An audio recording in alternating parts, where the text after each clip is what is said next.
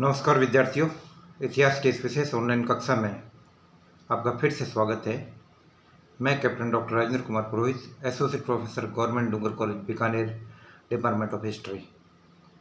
आज मैं आपसे बात करूंगा कि किस प्रकार से बंगाल में ब्रिटिश साम्राज्य की स्थापना हुई। Establishment of British Raj in India, establishment of east India company rule in India, कि भारत में किस प्रकार से ईस्ट इंडिया कंपनी के शासन की बंगाल, बिहार और उड़ीसा में स्थापना हुई। इस पूरी प्रक्रिया को हम काफ़ी गहन रूप से देख रहे हैं और इस कक्षा के पूर्ववर्ती व्याख्यानों को मैंने दो भागों में बांटते हुए कि किस प्रकार से उन राजनीतिक पृष्ठभूमि और धरातलों का निर्माण हुआ जिसके आधार पर ईस्ट इंडिया कंपनी को बंगाल, बिहार और उड़ीसा में अपने प्रभाव को कायम करने में मदद मिली। और दूसरे स्टेप में मैंने आपको ये बताया कि किस प्रकार से प्लासी के युद्ध के बाद बंगाल, बिहार और उड़ीसा में ब्रिटिश ईस्ट इंडिया कंपनी को अपने पांव जमाने में बहुत ज़्यादा मदद मिली। प्लासी के युद्ध के परिणामों का विवेचन करते हुए मैंने आपको बताया कि प्लासी किसी भी प्रकार से ब्रिटिश सैनिक रणकौशल और सैनिक नेतृत्व की जीत नहीं की जा सकती, बल्कि प्लासी इस बात का परिचायक था कि किस प्रकार से अंग्रेजों ने फूट डालो और राज करो की नीति को अपनाते हुए अपनी तरफ से बगैर किसी संसाधनों का इस्तेमाल करते हुए उन्होंने किस प्रकार से बंगाल में अपने साम्राज्य को कायम किया।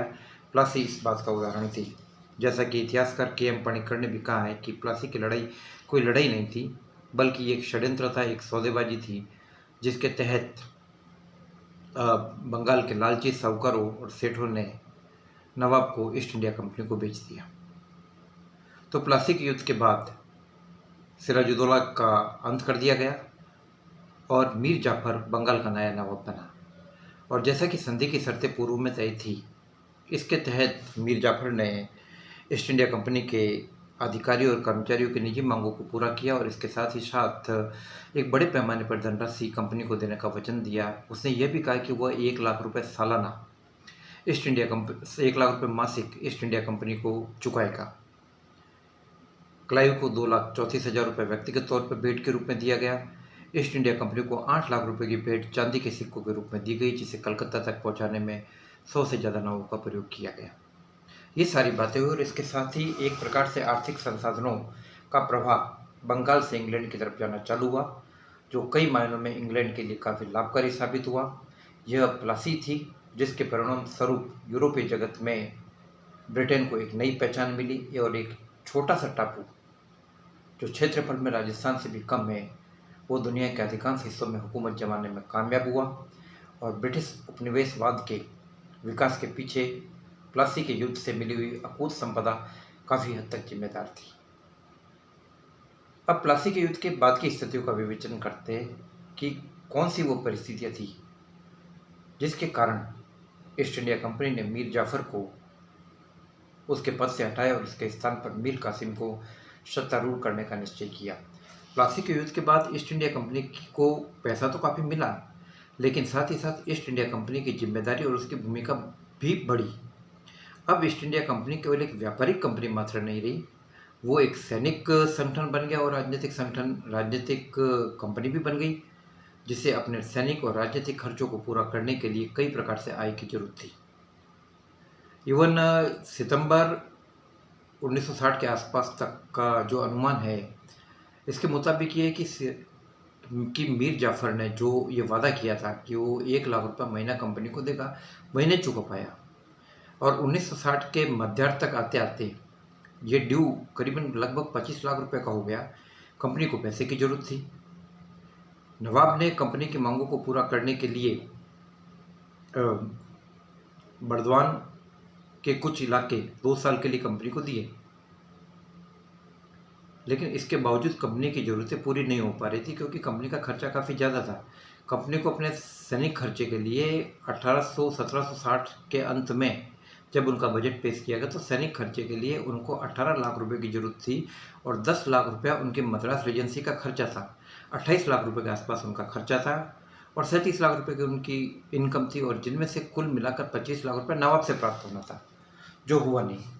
तो ऐसी स्थिति में समझौते की कोशिश की गई और वेंसीटाट और कैलोड इन लोगों ने नवाब मीर जाफ़र के ऊपर यह दबाव डाला या उसको समझाने की कोशिश की कि वह अपने कुछ इलाके बर्दवान के इलाके और मिदनापुर और ये चटगांव के कुछ इलाके कंपनी को स्थायी रूप से दे दे, ताकि इन इलाकों के रेवेन्यू से कंपनी अपने ड्यूज को क्लियर कर सके जो नवाब के प्रति निकलता था।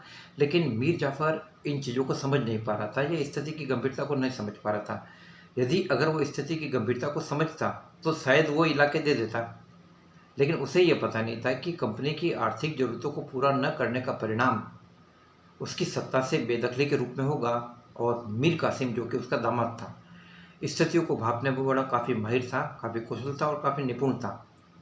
उसने कंपनी के साथ एक समझौता किया और इस समझौते के तहत कंपनी ने मीर कासिम को मीर जाफ़र के स्थान पर बंगाल का नया नवाब बनाना स्वीकार किया और इसके बदले में मीर कासिम ने बर्दवान, मिदनापुर और चटगांव के इलाके कंपनी को देना स्वीकार किया। इसके अलावा सिलट का जो आपके चूने का व्यापार था उसके अंदर आधी हिस्सेदारी कंपनी को देने स्वीकार की।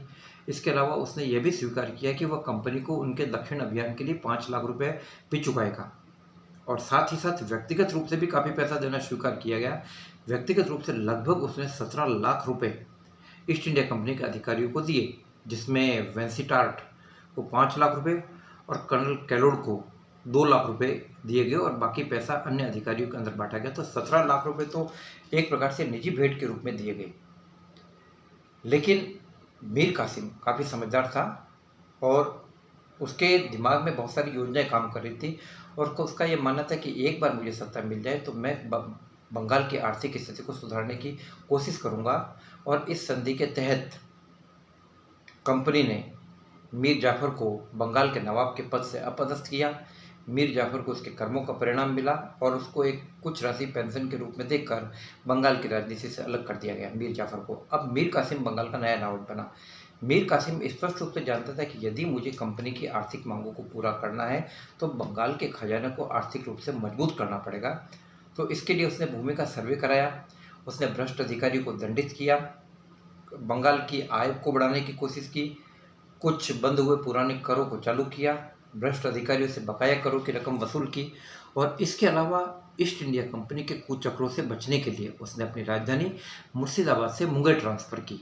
तो मुर्शिदाबाद से मुंगेर ट्रांसफ़र करने के बाद उसने बंगाल की आर्थिक स्थिति का तरफ ध्यान दिया और बंगाल की सैनिक ताकत को बढ़ाने की भी कोशिश की। उसने मुंगेर में एक नया सशस्त्र कारखाना कायम किया और तोड़ेदार बंदूक और इन चीज़ों का प्रयोग उसने शुरू किया। तो इन सुधारों के परिणाम स्वरूप बंगाल की आर्थिक स्थिति मजबूत हुई। तो प्रश्न ये होता है कि जब कंपनी की आर्थिक मांगें पूरी हो रही थी, जब मीर कासिम ने जो बातें कही वो निभाई और कंपनी को नियमित रूप से वो कर चुका था, उनकी बातों को मानता था, तो इसके बावजूद ऐसी कौन सी परिस्थितियाँ हो गई कि ईस्ट इंडिया कंपनी को मीर कासिम को अपदस्थ करने की जरूरत पड़ी। इसमें 2 मूल बातें थी। नंबर 1, मीर कासिम अपनी खुद की ताकत को बढ़ाना चाहता था और दूसरा वो ये चाहता था कि कंपनी अपनी ताकत नहीं बढ़ाए, वह कंपनी के नियंत्रण में नहीं रहना चाहता था। तो इसके लिए उसने काफ़ी कदम उठाए जो कंपनी को नागवार गुजरे। और इसके अलावा इसमें सबसे बड़ा मुद्दा ये था कि कंपनी के व्यापार वाणिज्य पर होने वाली चूंगी का फैसला मुगल सम्राट फर्रुख से द्वारा दिए गए फरमान के तहत कंपनी के राजकीय व्यापार को पूरी तरीके से चूंगी से मुक्त कर दिया गया था। और प्लासी के बाद मीर जाफर ने कंपनी के कर्मचारियों के निजी व्यापार को भी कर से मुक्त कर दिया। इसके लिए नवाब की तरफ से कंपनी के कर्मचारी और अधिकारी को एक परमिट जारी किया जाता था जिसे दस्तक कहा जाता था और इस दस्तक के जरिए वे ईस्ट इंडिया कंपनी के कर्मचारी निजी व्यापार और राजकीय व्यापार दोनों कर सकते थे और उन्हें इसके ऊपर कोई कर नहीं देना पड़ता था। लेकिन दिक्कत दूसरी जगह से पैदा हुई। दिक्कत तब पैदा हुई जबकि कंपनी के कर्मचारियों ने इन दस्तकों का दुरुपयोग करना चालू किया। उन्होंने भारतीय व्यापारियों के माल को भी अपना माल बताया और उसको कर से बचा लिया और इसके बदले में वे भारतीय व्यापारियों से उस कर की कुछ रकम वसूल कर लेते थे। तो इसका अंततोगत्वा विपरीत परिणाम बंगाल के राज के कोष पर था। मीर कासिम ने इस बात के लिए जगह जगह अपील की, ईस्ट इंडिया कंपनी के अधिकारियों से बातचीत की, उनको समझाने की कोशिश की, लेकिन कोई परिणाम नहीं निकला। इसके अलावा कंपनी के जो गुमास्ते थे वे भारतीय लोगों को दंडित करते थे, नवाब के कर्मचारियों को दंडित करते थे, वे पेड़ के नीचे अपने न्यायालय लगाते थे। तो एक प्रकार से मीर कासिम की सत्ता को चुनौती थी। तो मीर कासिम ने इन चीज़ों का विरोध किया। तो ये बेसिकली मूल रूप से तनाव का कारण बन रहा है। तो जब मीर कासिम ने यह देखा कि कंपनी उसकी बातों को नहीं मान रही है और दस्तक का दुरुपयोग किया जा रहा है, तो उसने कंपनी से ये बातचीत करने की कोशिश की कि आप केवल 9% ही कर दे दीजिए, बाकी आप फ्री हो। लेकिन ये भी कंपनी ने नहीं माना। तो इसका परिणाम ये निकला कि नवाब ने जब सारे रास्ते बंद देखे तो मीर कासिम ने एक नया कदम उठाया और उसने बंगाल के पूरे व्यापार को कर मुक्त कर दिया, शुल्क मुक्त कर दिया, चुंगी मुक्त कर दिया। एक प्रकार से यह कदम, नवाब का यह कदम, मीर कासिम का यह कदम बंगाल की जनता और बंगाल के व्यापारियों के लिए काफ़ी कल्याणकारी कदम था। लेकिन ईस्ट इंडिया कंपनी को यह कदम नागवार गुजरा, क्योंकि इसका सीधा सा परिणाम यह था कि अब बंगाल के व्यापारियों की, बंगाल के कारीगरों द्वारा निर्मित वस्तुएं व्यापारियों द्वारा बेची जाने वाली और तैयार की गई वस्तुएं, कारखानों में तैयार होने वाली वस्तुएं ब्रिटिश माल की तुलना में कुछ सस्ती पड़ने लगी। क्योंकि पहले कंपनी के माल पे कर नहीं था, भारतीय व्यापारियों के माल पे कर था। तो अब भारतीय व्यापारियों का माल भी कर मुक्त हो गया। तो नो डाउट इसमें नवाब के खजाने को नुकसान पहुंचा, लेकिन बंगाल के व्यापारियों के लिए यह निर्णय बहुत अच्छा रहा और इससे कंपनी तिलमिलाई। और कंपनी ने यह कहा कि अब मीर कासिम को सत्ता पर रखने का औचित्य नहीं है, हमें इसकी जगह कोई और व्यक्ति देखना पड़ेगा जो हमारी मांगों को पूरा कर सके। मीर कासिम ने मीर जाफर के साथ जो किया, उसका दंड मिलने की उसको बारी आ गई। तो कंपनी ने यह तय किया कि मीर कासिम को हटाया जाएगा और उसके स्थान पर अन्य किसी कठपुतली नवाब को काबिज करने की योजना बनाई गई। मीर कासिम ने कंपनी के साथ मुठभेड़ की छोटी सी, लेकिन उस लड़ाई में मीर कासिम परास्त हुआ। 1763 की ये बात है और वहाँ से वो भागकर अवध के नवाब वजीर सुजाउद्दौला के पास गया। अवध का नवाब वजीर सुजाउद्दौला उस समय हिंदुस्तान की काफ़ी शक्तिशाली ताकतों में से एक था और वह अवध के शासक शादत खान बुरहानुल मुल्क, जिसने 1721 में अवध में स्वतंत्र सत्ता की स्थापना की थी, वह उसका वंशज था और अवध पर वह शासन कर रहा था। उसी समय मुगल सम्राट, मुगल शहजादा अली गौहर, जो आगे चलकर मुगल सम्राट शाह आलम द्वितीय के नाम से जाना गया, वो भी वहाँ पर आया हुआ था और मुगल सम्राट के रूप में वो आया हुआ था। तो इन सब ने मिलकर एक मोर्चा बनाया, जिसमें अवध का नवाब वजीर सुजाउद्दौला, मीर कासिम और एक शक्तिशाली मुगल वजीर नजफ खान भी इस लड़ाई में शामिल था।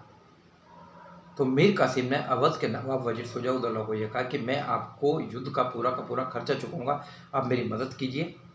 परिणाम ये हुआ कि बक्सर के मैदान में लड़ने के लिए 40,000 से 50,000 के बीच का एक लश्कर सुजाउद्दौला के नेतृत्व में तैयार किया गया और इस सेना की कमान सुजाउद्दौला, मीर कासिम, नजफ खान और मुगल सम्राट शाह आलम द्वितीय इनके पास थी। बक्सर की लड़ाई में लगभग 40 से 50,000 के आसपास मुगल कमांड में थे, जिसमें इन्फेंट्री भी थी, कैवलरी भी थी, पैदल सेना भी थी, घुड़सैना थी। और उनका मुकाबला एक ऐसी सेना से था जिसके अंदर लगभग 7,000 के आसपास सैनिक थे और जिनका मिलिट्री कमांडर था मेजर हेक्टर मुनरो। इस लड़ाई ने यह साबित कर दिया कि ब्रिटिश सैनिक रणकौशल और अनुशासित सेनाओं के नियंत्रण और उनको संचालन करने में ब्रिटिश कार्यप्रणाली का कोई मुकाबला नहीं। और इतिहास इस बात का गवाह है कि मेजर हेक्टर मुनरो की कमांड में ब्रिटिश आर्मी ने, जिसमें भारतीय सैनिक भी शामिल थे काफ़ी तादाद में, इस 40 से लेकर 50,000 की सेना को भयंकर शिकस्त दी और लगभग 1800 के आसपास सैनिक अंग्रेजी पक्ष की तरफ से मारे गए और लगभग 7-8 हज़ार के आसपास का कैलकुलेशन मोटा मोटी उस साइड से ये। तो बक्सर का युद्ध कुल मिलाकर अंग्रेजों के पक्ष में रहा और यह एक प्रकार से प्लासी के निर्णय के ऊपर एक मोहर थी। बक्सर ने जहां एक तरफ से बंगाल, बिहार और उड़ीसा में हिंदुस्तान में अंग्रेजों की सत्ता को मजबूत किया, क्योंकि इस युद्ध के बाद मुगल सम्राट शाह आलम द्वितीय अंग्रेजों के दया पर था और अंग्रेज उस स्थिति में थे कि चाहे तो वे उसे हटा सकते थे, लेकिन अंग्रेजों ने दिल्ली के मामले में हस्तक्षेप करना स्वीकार नहीं किया और उन्होंने मुगल सम्राट को 26 लाख रुपए पेंशन देकर बंगाल, बिहार, 26 लाख रुपए पेंशन की बात करके बंगाल, बिहार और उड़ीसा के दीवानी अधिकार और फौजदारी अधिकार एक प्रकार से अपने हाथ में ले लिए। वैधानिक मान्यता मिल गई अंग्रेजों को बंगाल, बिहार और उड़ीसा में अपना प्रभाव कायम करने की, और अंग्रेज एक प्रकार से एक क्षेत्रीय ताकत के रूप में उभर कर सामने आए। अंग्रेजों का वैधानिक दृष्टि से वही दर्जा हो गया जो मराठों का था, जो दर्जा हैदर अली और टीपू सुल्तान का था, जो दर्जा हैदराबाद का था। ये भी एक प्रकार से एक क्षेत्रीय ताकत बन गई। अवध के नवाब वजीर से काफ़ी पैसा हर्जाने के रूप में वसूल किया गया और उससे कड़ा और इलाहाबाद के जिले लेकर मुगल सम्राट को दे दिए गए, और मुगल सम्राट ने बंगाल, बिहार और उड़ीसा में अंग्रेजों के वैधानिक अधिकार को मान्यता दे दी। यह 1764 का वर्ष था और एक प्रकार से यह हिंदुस्तान में एक नई शक्ति के आगमन की गूंज थी, और ये शक्ति थी ब्रिटिश पावर, जो आगे चलकर पूरे हिंदुस्तान में अपने प्रभाव को जमाने वाला था। और इसके बाद 1772 में मराठा पावर एक बार फिर से मजबूत हुआ था, जो पानीपत की तीसरी लड़ाई में अफगानों से हारने के बाद ख़त्म हो गया था, लेकिन तब तक मराठा पावर को चैलेंज करने के लिए अंग्रेज एक शक्तिशाली ताकत के रूप में उभर कर खड़े हो चुके थे। तो कहने का मतलब कि विद्यार्थियों, प्लासी और बक्सर ने हिंदुस्तान में ब्रिटिश साम्राज्य के स्थायित्व को और जमाया। बक्सर ने प्लासी के डिसीजन के ऊपर मोहर लगाई और एक प्रकार से पूरे हिंदुस्तान में ब्रिटिश सैनिक रणकौशल की तूती बजने लगी। विद्यार्थियों, इस कक्षा के अगले चरण में मैं आपसे बात करूंगा कि किस प्रकार से बंगाल में द्वैध शासन कायम हुआ और राजस्व निर्धारण की स्थायी बंदोबस्त प्रणाली, परमानेंट सेटलमेंट, जो लॉर्ड कॉर्नवालिस के द्वारा शुरू किया गया था, उनके महत्वपूर्ण तथ्यों के बारे में आपको जानकारी दूंगा, क्योंकि इन तमाम तथ्यों का संबंध बंगाल से है। और ये रेवेन्यू कलेक्शन की जो प्रणाली थी, स्थायी बंदोबस्त, ये क्या चीज़ थी और किस प्रकार से बंगाल की जनता को द्वैध शासन में उलझना पड़ा, जिसके में हम ये देखते हैं कि अंग्रेज केवल अधिकार लेने को तैयार थे, वे जिम्मेदारी उठाने को तैयार नहीं थे। और बंगाल का नवाब को जिम्मेदारी दी गई, लेकिन अपनी जिम्मेदारी को निभाने के लिए उसे अधिकार नहीं दिए गए, पर्याप्त मात्रा में पैसा नहीं दिया गया। तो एक प्रकार से बंगाल की जनता दो पार्ट के बीच में पिसने लगी, और यही शासन द्वैध शासन कहलाता है। तो मेरी इस कक्षा के अगले चरण में भाग 4 में मैं आपसे बात करूंगा बंगाल में द्वैध शासन के बारे में, और किस प्रकार से बंगाल में ब्रिटिश नीतियों के कारण अकाल पड़ा, 1768 का भयंकर अकाल, जो बंगाल जैसे उपजाऊ प्रांत को एक ऐसे मैदान के रूप में कन्वर्ट कर देता है जिसमें हम हड्डियों के जगह जगह ढेर देखते हैं। और इतिहासकार लिखते हैं इस अकाल के दौरान बंगाल की ज़मीन सूती वस्त्र बुनकरों की हड्डियों से सफ़ेद हो गई। तो बंगाल किस प्रकार से शोषण का केंद्र बना, इन तमाम बातों के बारे में मैं अपनी कक्षा के अगले भाग में चर्चा करूंगा। स्वस्थ रहिए, अपने स्वास्थ्य का ध्यान रखिए, और किसी भी प्रकार की कोई समस्या हो तो मेरे से केवल और केवल व्हाट्सएप पर 9928482295 पर आप कभी भी बात कर सकते हैं। जय हिंद, जय भारत।